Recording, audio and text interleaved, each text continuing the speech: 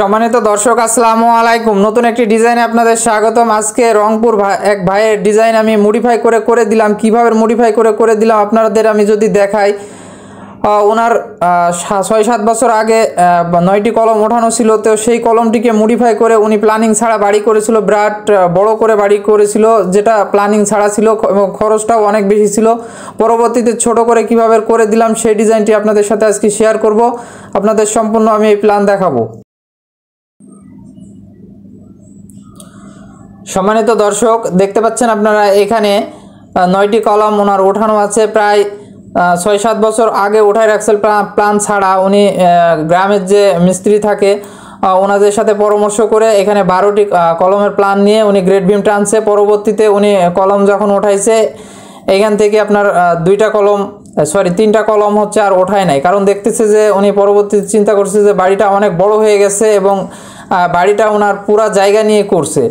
যেহেতু গ্রামের বাড়িতে সামনে উঠান লাগে, এখানে দেখছেন ওনার এটা হচ্ছে সীমানা, তারপরই রাস্তা কিন্তু। তো উনি কি করছে, বাড়িটা পুরা জমি নিয়েই করছিল। পরবর্তীতে যেহেতু গ্রেড বিম টেনে ফেলেছে, কিছু করার নাই। পরবর্তীতে কলম 3টা উনি আর ওঠায় নাই, 9টি কলম উঠিয়ে রেখেছে। পরবর্তীতে ইউটিউব চ্যানেলের মাধ্যমে আমার সাথে যোগাযোগ করে উনি কীভাবে একটা প্ল্যানিংয়ে আনা যায় সেটা আলাপ আলোচনার মাধ্যমে আমি এই বাড়িটার প্ল্যানিংটা আপনারা অলরেডি 3Dতে দেখছেন যে এভাবে একটা লুক কিন্তু নিয়ে এসে দিয়েছি। তো এইভাবে বাড়িটা এখন কিভাবে নির্মাণ হচ্ছে সেটা আপনাদের সাথে আমি প্ল্যানটা শেয়ার করব। তো চলেন আমরা কিছু 3D পিকচার এ বাড়ির দেখাই আপনাদের। তোরা 3D লুকের মাধ্যমে বিভিন্ন কালার কম্বিনেশন করে ওনাকে দেখানো হয়েছে। এখানে আপনারা দেখতে পাচ্ছেন এই একটা ডিজাইন, এটার কালার কম্বিনেশনটা এরকম দেখা যাচ্ছে। আরও বিভিন্ন কালার করে দেওয়া হয়েছে। এখানে আপনারা দেখতে পাচ্ছেন আরও একটি ফ্রন্টের ডিজাইন, মানে বিভিন্ন কালার কম্বিনেশন করে যে কালারটা ওনার পছন্দ হয় সেই কালারটা উনি করবে। এখানে দেখেন আরও একটি ডিজাইন দেওয়া হয়েছে, বিভিন্ন কালার কম্বিনেশন করে ওনাকে দেখানো হয়েছে। এখানে দেখেন রাস্টিক লাগানো হয়েছে এবং সিঁড়িঘরে ফুল গ্লাস থাকার কারণে কিন্তু এই ডিজাইনটা অনেক সুন্দর আসতেছে আর কি। তো এটা হচ্ছে নাইট মোডে আপনারা দেখতে পাচ্ছেন যে অনেকগুলা লাইট দেওয়া হয়েছে। স্পট লাইট দিলে এই বাড়িটার লুকিংটা বেশ সুন্দর লাগবে রাতে। তো বিভিন্ন জায়গায় লাইট দেখানো হয়েছে, ইলেকট্রিক প্ল্যানে ওনাকে দেওয়া হয়েছে। এটি হচ্ছে আপনার কিচেন, ওপেন কিচেন, মানে ডাইনিংয়ের সাথেই ওপেন কিচেন রয়েছে। যেহেতু উনি প্ল্যানিং ছাড়া করছিল, পরবর্তীতে মডিফাই করে এই বাড়িটাকে কীভাবে করে দিলাম সেটাই আপনাদের সাথে আমি শেয়ার করতেছি। তো ফ্লোর প্ল্যানটি আমি আপনাদের দেখাবো, কিছু 3D পিকচার আপনাদের দেখাই। এটা হচ্ছে ভিতরে, এটা হচ্ছে আপনার বাড়ির ডান পাশ, অর্থাৎ যদি আমরা সামনে থেকে তাকাই তাহলে এটা হচ্ছে বাম পাশ। তো এইখানে আপনার দ্বিতীয় তলায় একটি ব্যালকনি অ্যাড করা হয়েছে, যেহেতু ওনার জায়গা আছে সাইডে। তো এটা আরও একটি আপনার সামনের লুকিং আপনারা দেখতে পাচ্ছেন।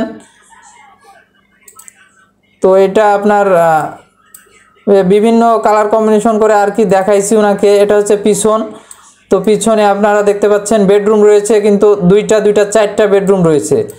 তো বেডরুমগুলো অনেকটাই বড় সাইজের আছে, যেহেতু উনি প্ল্যানিং ছাড়া করেছিল। এটা হচ্ছে আপনার সাইড, দেখতে পাচ্ছেন যে পার্কিংয়ের এই সাইডটা।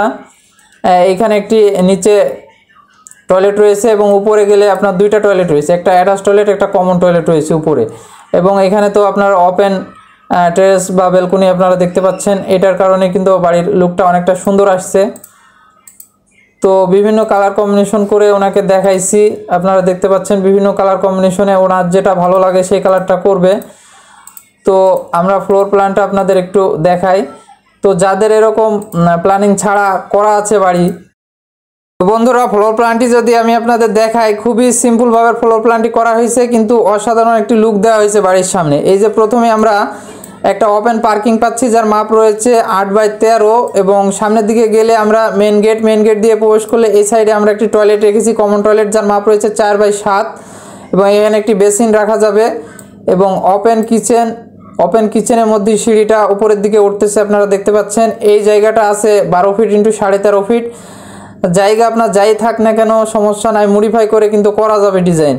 তো পিছনের দিকে আপনারা দেখতে পাচ্ছেন যে 2টা বেডরুম রয়েছে। একটা বেডরুমের মাপ রয়েছে 12.5 × 13.5 ফিট এবং এই পাশের যে বেডরুমটা রয়েছে এটার মাপ রয়েছে 12.5 × 13 ফুট।